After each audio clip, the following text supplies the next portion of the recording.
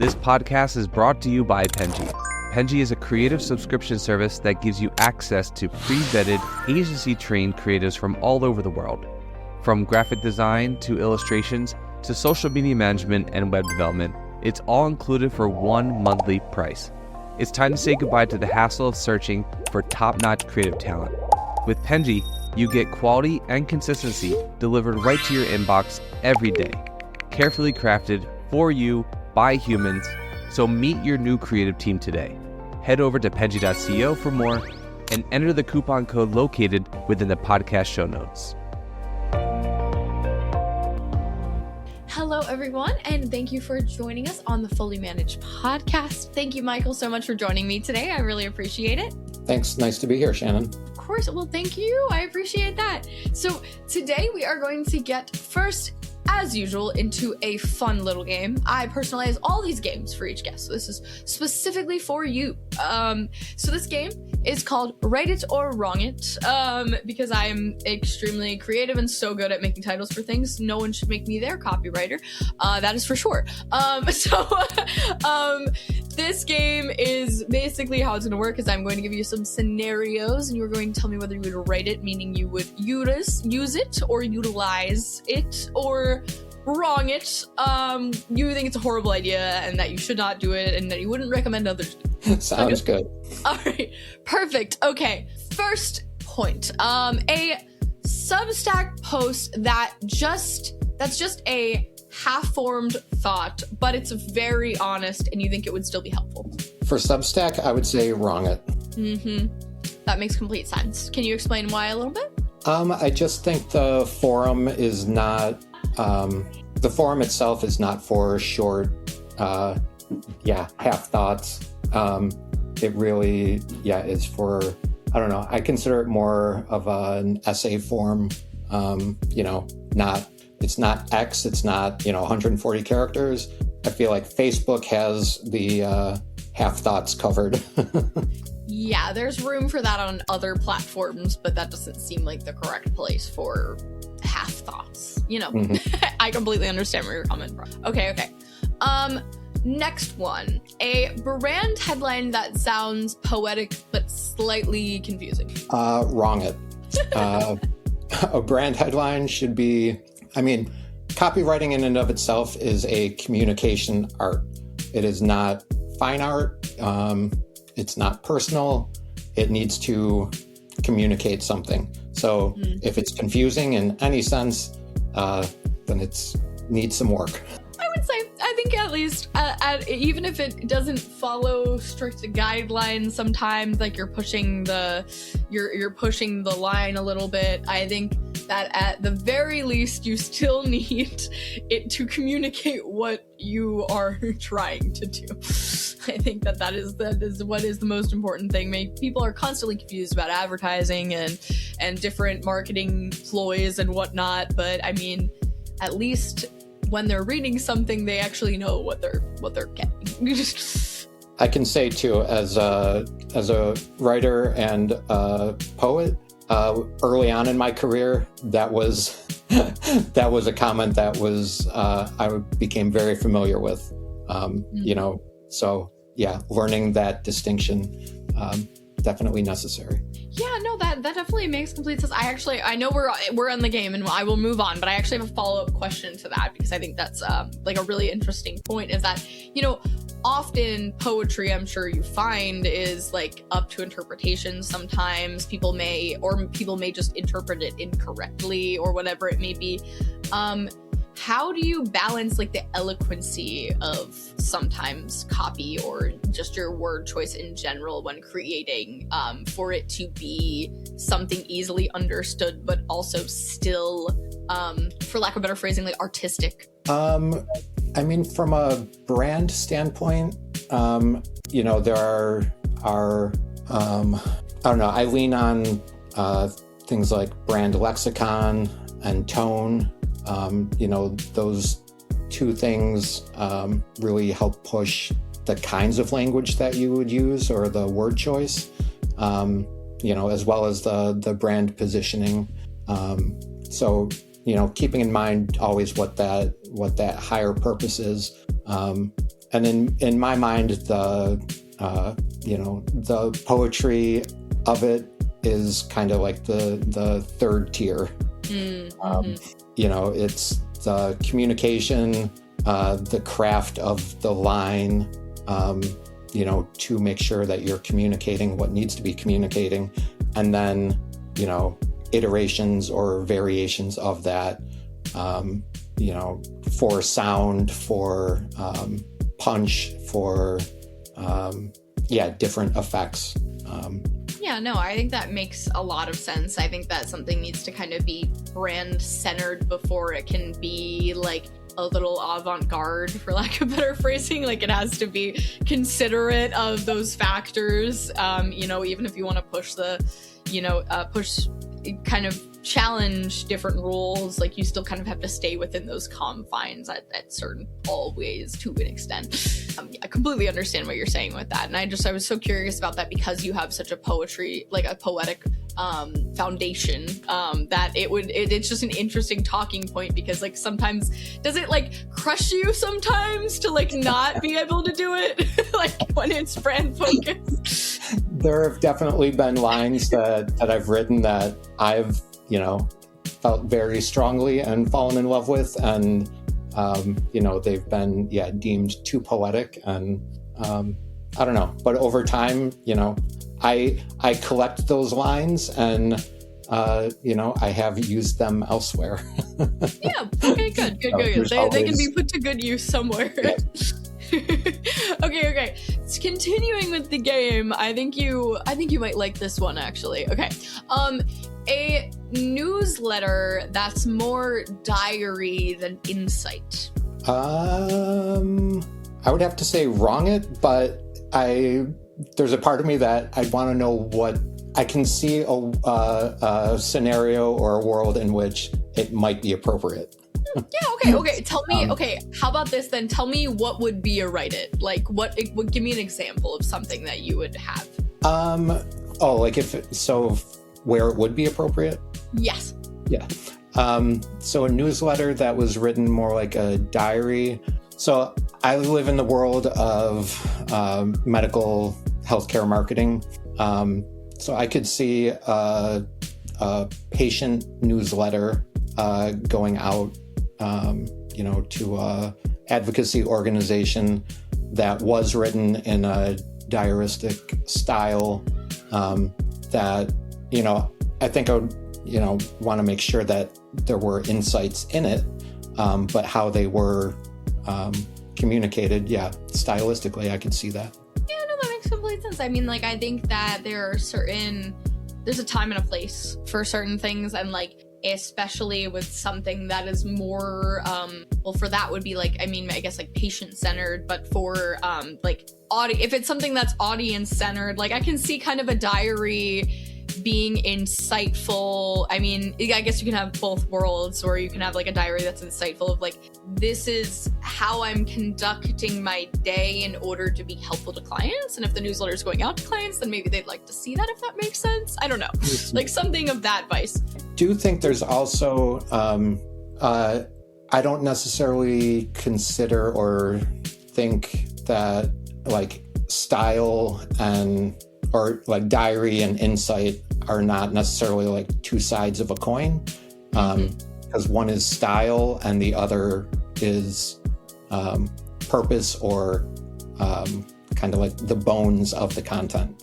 Yes, so I feel like, the style would be dressing up those insights.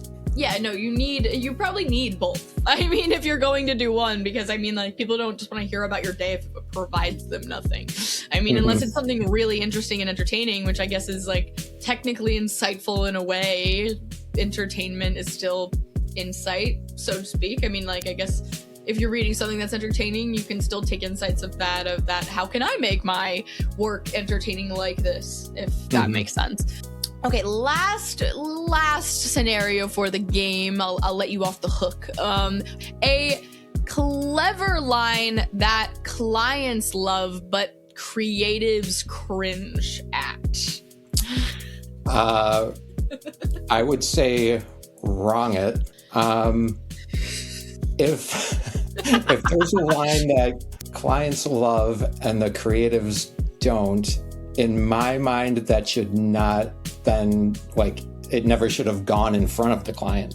Yeah, that's interesting. That would work that way. I mean, like, you're just like so frustrated with the project. You're like, okay, fine. How about this? Yeah. If it's something that comes up in like a live workshop or meeting, I think it's always worth acknowledging, but never agreeing to like that's the one, so that you can go back and come up with other options that would, hopefully be stronger. That's definitely a fair point. I think that it would be kind of odd that something that you weren't proud of would end up in the face of a client, but at the same time, I can see a scenario in which you're maybe a client is so nitpicky or not happy with your work or something like that you just put out something just to see, like a Hail Mary, and then it ends up being something that's successful with A/B testing.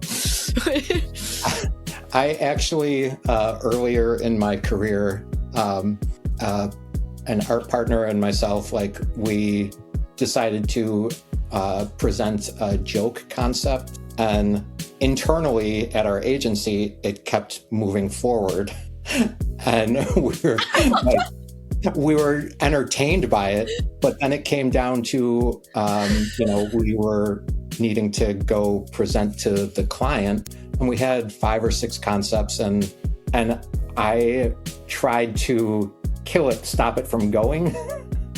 And I think our creative director realized, at that point, then what we had been doing, and made us take it. And even when we got to the presentation, I actually could not bring myself to do it. It was mortifying in so many different ways. So yeah, careful as a word of caution. That's hysterical, though. I mean, that's a learning moment, though. I mean, to just try something and then find out, this put me in a really uncomfortable situation. Maybe I should not do this again. But it's a funny learning moment. I mean, to be like, wow, okay, maybe, sometimes my shit can be considered gold. So that's a funny scenario to kind of be put in, or see that your work can still.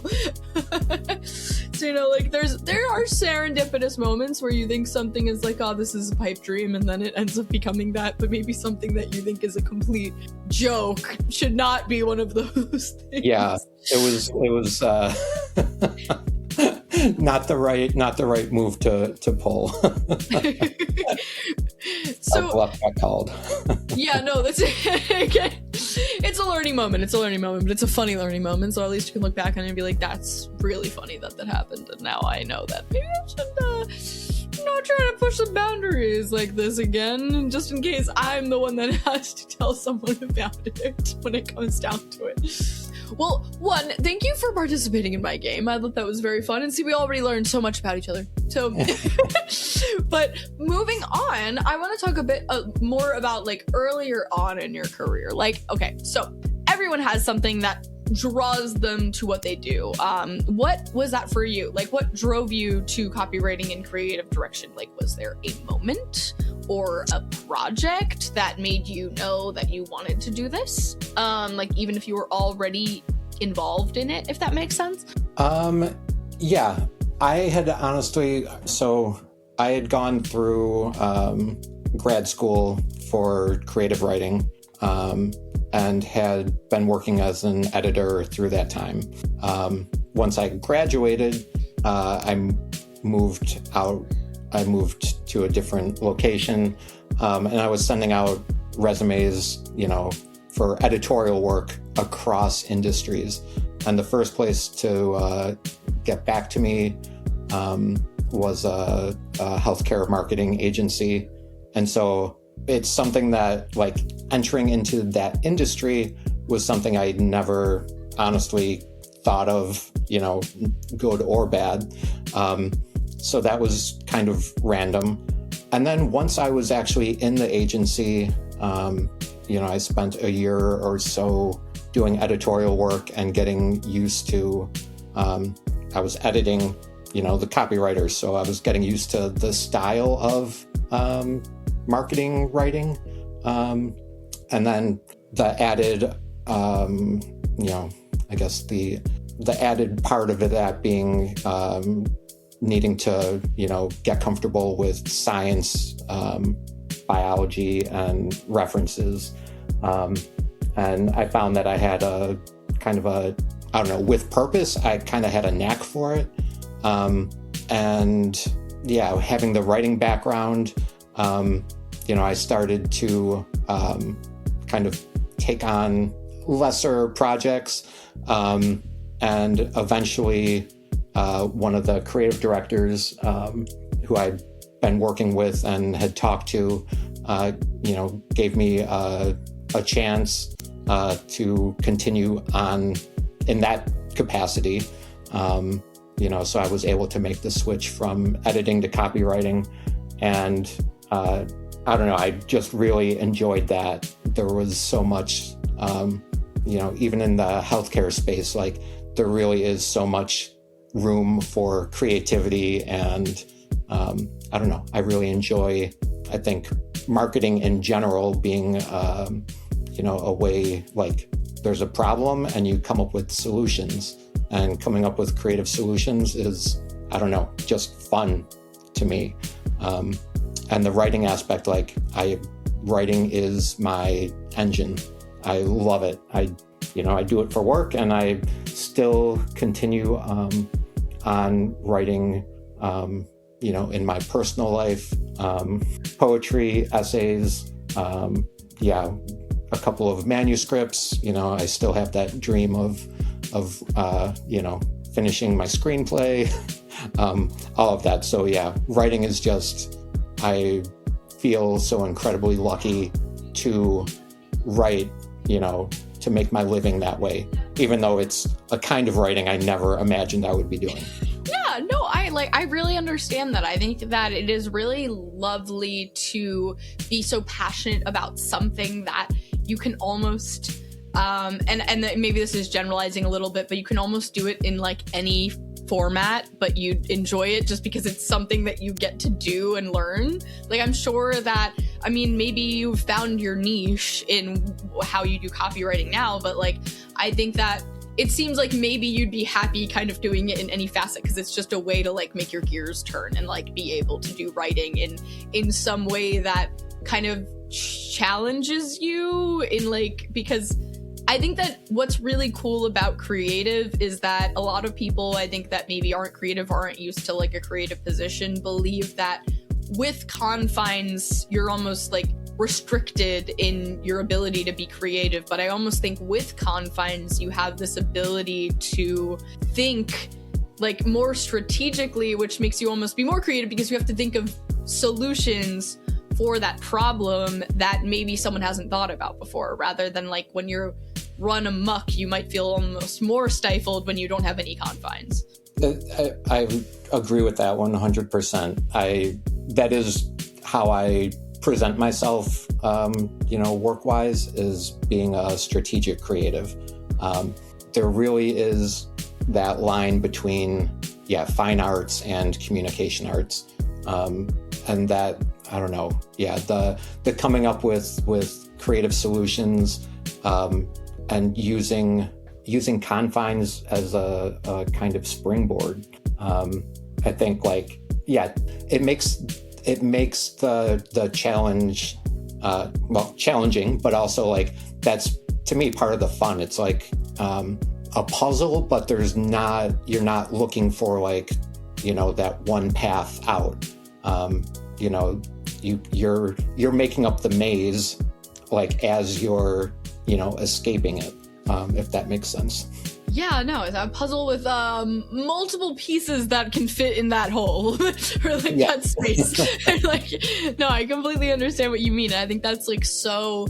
I think that's something that's so fascinating about marketing positions too, is that like a lot of people that maybe don't have like a streamlined position in marketing that people can associate with being creative. They just think that marketing like isn't creative. It's like more, I guess like numbers based or something like that. And I think that's so wrong. Or maybe like people that are doing it that way are doing it wrong, if that's but it's so cool to be able to figure out a problem or a solution to a problem in that way that like is most optimal. And I think that that's kind of the creative that people get to be doing. Yeah, that's definitely the I mean, the numbers part of it, there are important. But I don't know, to me, strategy, like, I've been in agencies where I don't know, different disciplines do get siloed, but to me, like, strategy is creative. I think it is. And so I feel like that's like the first step of it. And I don't know, I'm also a self-taught like marketing creative. It's not what I went to school for. And so there was a part, early in my career where I was doing, I was kind of giving myself, like putting myself through my own marketing education. So like just absorbing, from colleagues. I definitely had some great managers and mentors. But then also, reading any book and every book I could find on it. And some of those were strategy-based books, positioning books. And that, I don't know, was one of those moments that just kind of opened the door to like how I thought about challenges or, marketing challenges. And really kind of, started to give me like frameworks as to different ways to look at things.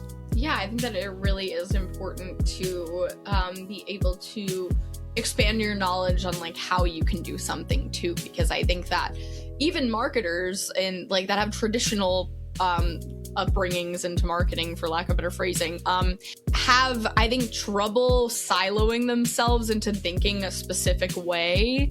And I think that is, everyone is capable of doing that, especially like I find, like, I talk to founders a lot of the time, and a lot of them have expressed to me that it's sometimes hard to get out of your head about like how you view your agency or company or whatever it may be, because that's not necessarily how your audience views you or like your ideal customer views you.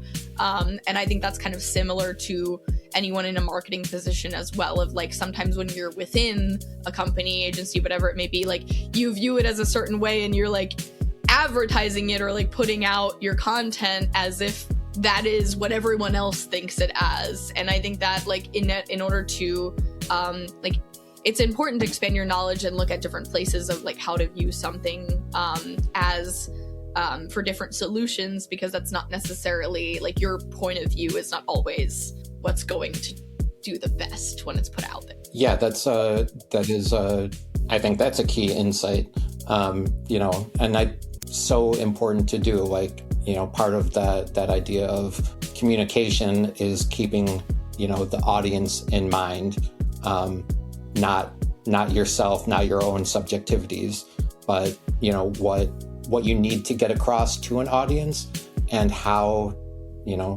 to best serve it up to them. When I approach writing, and I had a supervisor, manager at some point who I remember getting a project and, coming up with a concept, and he challenged me to write 100 headlines for that concept, which like, Whoa. To me felt impossible. Like how like detention. But it was really like, I mean, that was truly one of those moments where like, cracked open so many, opened a door to like a much bigger world. Even as with a writing background, like that moment changed the way I approach writing across the board. You know, I wrote a couple of headlines, and like it just forced me to go through every which way I knew how to write. You know, everything from like, you know, the most basic, like swapping out words to, you know, like trying different, what I know now are rhetorical structures. But at the time, you know, like I'd seen headlines that had, you know, there was three words, you know, word period, word period, word period. And so like, you know, just even like forcing different structures, you know, questions versus declaratives, you know, even, yeah, from that, like, I mean, I've written headlines that are haikus. Like it just, like, it opened up such a world of like, you know, I mean, yeah, creativity of like, I can approach headlines from all of these, and like, you know, I had the concept, I knew what needed to get across. So like having that foundation just made all of the exploration, yeah, fun, like, I don't know, like exciting and energetic. Yeah, and so if you're not like given those types of challenges every now and again, then you don't get to see like what you're really capable of. Like even if it's exhausting to the point where you're like, I'm just creating crap at this point in time, but like it's still like even what you consider to be like awful might be something that is like, you know, at least challenging your brain to like think in a different way, or like have someone else might think that sounds great. I don't know, but it is like very fun to have challenges like those as well. I mean, there's a scary moment in it where it's like, yeah, you're like, you know, you can kind of see the end of the track that you're on. And yeah, like so much of it, like it forces you to abandon that self-editor, you know, that would keep you from putting something down on the page. Because like, you got to get it on the page so that you can move beyond it. And just like being able to see the end of the track and having that constraint of, you know, the challenge was 100 headlines. I'm at, you know, 73. And you're like, okay. Like what, like I've exhausted this way. What else can I possibly try? And now you know all the ways. Now you know every possible way now. It really did. It helped me like, yeah. I mean, I've gone back to that approach of, you know, I've challenged myself with that at multiple times throughout my career, like honestly now, because it is kind of fun. And like once I've challenged writers who I've managed with that as well. It's, yeah, I don't know, like it helped me also shape like my own style too, as far as like the kinds of lines that I gravitate towards. You know, I'm more aware of the types of lines that I find easy or I can whip off, you know, relatively quickly, that, you know, I'm aware of, so that I'm not just doing that. Like I need to, you know, I push for range all the time. Yeah, I think that's a good challenge to have for yourself. I mean, especially when you want to like learn and grow in what you're doing. I think that even goes back to our point about like not getting stuck in the way in which you're looking at something. That's it's hard not to do that when you're in like a specific position for so long too, to like not see something a specific way. I think it also, you know, I mean, I'm speaking from a copywriting background, but like I think that is true of, you know, all the you know, creative marketing disciplines, like, you know, visual art, like, yeah, styles, different I don't know, quote unquote, like marketing genres. Like there are so many you know, different tracks that you can go down and explore and, you know, find new combinations of. And so it's not just writing. I think the visual side, you know, yeah, user experience side, I think that they're all open to that sort of exploration.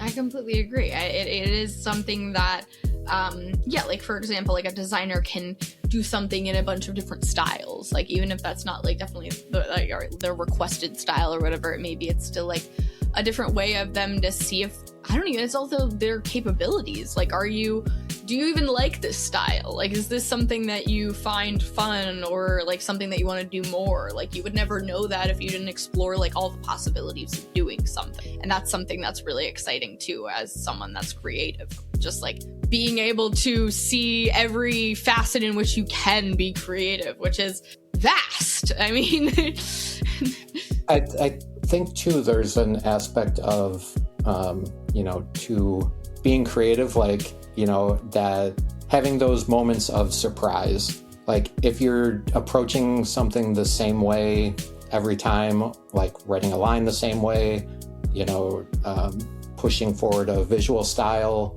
that you've used however many times, like, you're not giving, you're kind of closing off surprise. You can, I don't know, as a writer, like I know I can fall into using not just the same type of line, but like, I definitely, there are words that are stuck in my head that, I will go back to that, when I'm writing headlines, like, I need to make sure I'm pushing beyond those. And not just from a like word swap, thesaurus, but like, I find that there are a couple of like association practices that I have incorporated in my work, to kind of build my own lexicon for that project, and then through in that writing, like I find different words that in my mind are like, think of them as like hinges. And so, like if I have a concept, and the image is like of a tennis player, the idea of form is something that like connects or is a hinge between, that aspect of the visual, but then also, if I'm talking about a medicine, like the formulation. And so like there are moments like that where, if I wasn't coming up with that lexicon, I may not be thinking about form at all. And so I'd miss out on that connection, that, in creating an ad or a website, like, that's where you get some of that, energy, excitement, from.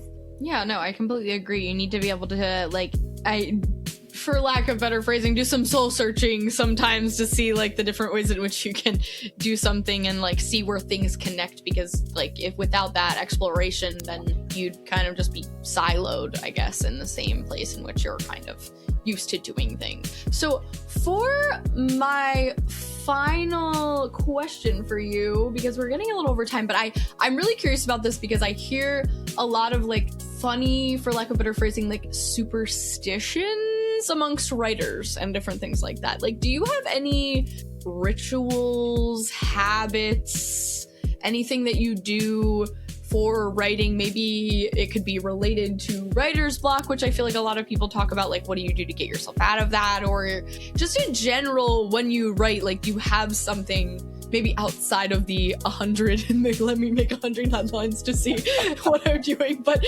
like something that you do regularly that you think genuinely helps your process, that you think that maybe is unusual or not, you don't hear often? This could be a rabbit hole. I'm ready. I love writing, and I have spent my career and then some thinking about creativity, even before, I don't know, going back to like when I first started writing, like 12, 13. Like I came from, I don't know, creativity for me was always something like, I never felt creative. I always saw creativity in other people and felt like it was, some magical gift they were born with.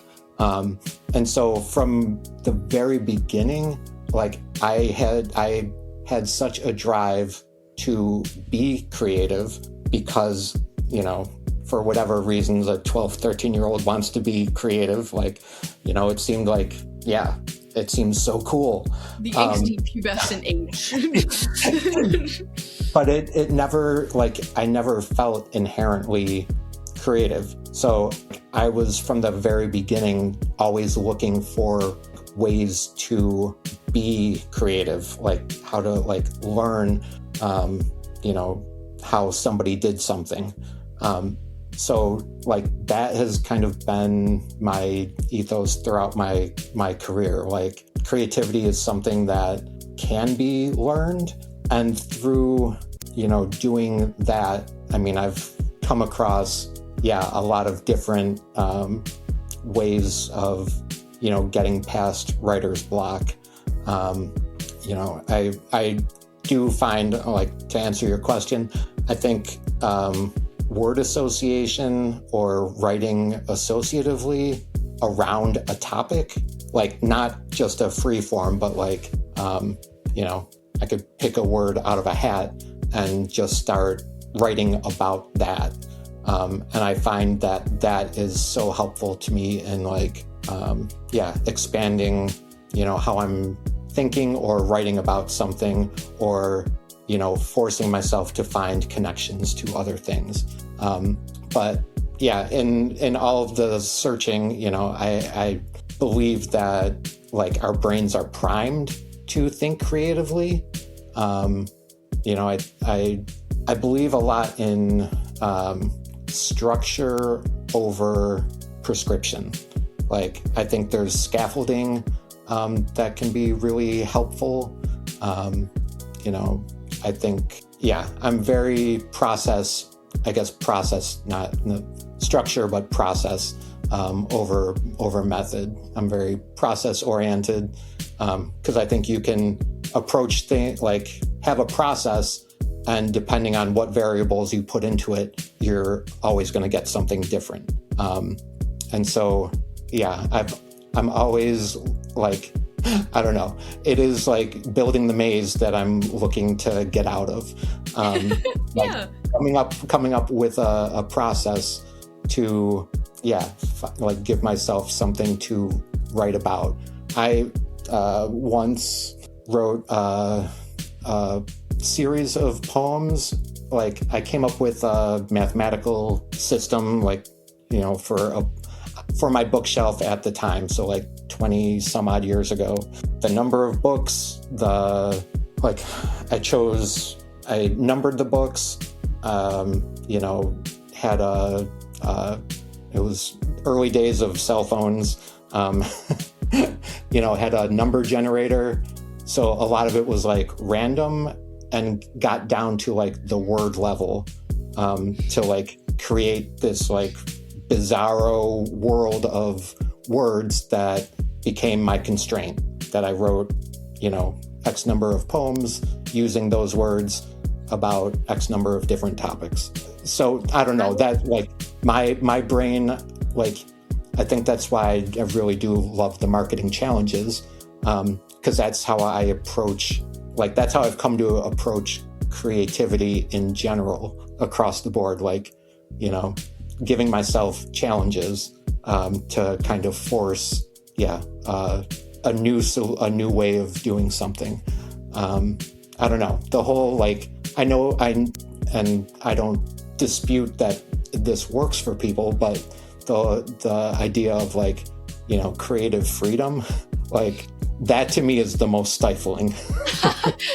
Yeah, no, and like it seems like everything that you're kind of getting at is like you like challenging yourself. Like you like, it feels like that is your best case scenario of like just giving yourself different tasks that are like maybe unusual but very helpful in like fine-tuning your creative process and finding new ways to think about things. And I think that's genuinely incredible, because I think that a lot of people are almost, I don't know if afraid is the correct word for it, but like would rather, if they think they're doing fine, like if it's not broken, don't fix it kind of thing. Like they don't want to challenge themselves because whatever way that they're doing it is working. And I think that that's maybe not the right way to go about things. I mean, like challenging yourself makes you improve and makes you better and makes you, as we talked about, you know, kind of as a common theme, like explore different ways of doing something in which you could be, you know, you could even just like more rather than just be better at. And that makes your work more exciting.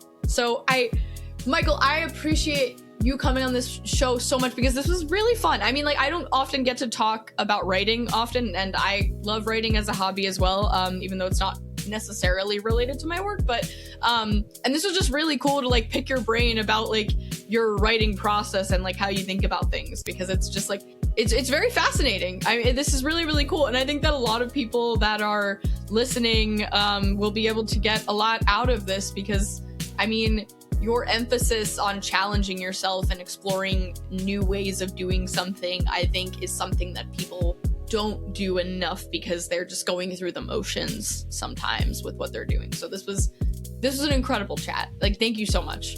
Oh, thank you. I loved being here, and yeah, thank you for the opportunity. Thank you. And thank you everyone for listening. I hope you can check out Michael in the description, and I hope that you guys got as much out of this as I did. Thank you so much for joining us. We'd be nothing without you. Thank you so much. Bye, guys. You've been listening to Fully Managed, brought to you by Penji. Check out the show notes to learn more about today's guest, and to learn more about Penji, the human-first creative subscription service, head over to penji.co. And by the way, if you're still listening, it would mean the absolute world to us if you were to share this podcast with a friend, and of course, subscribe.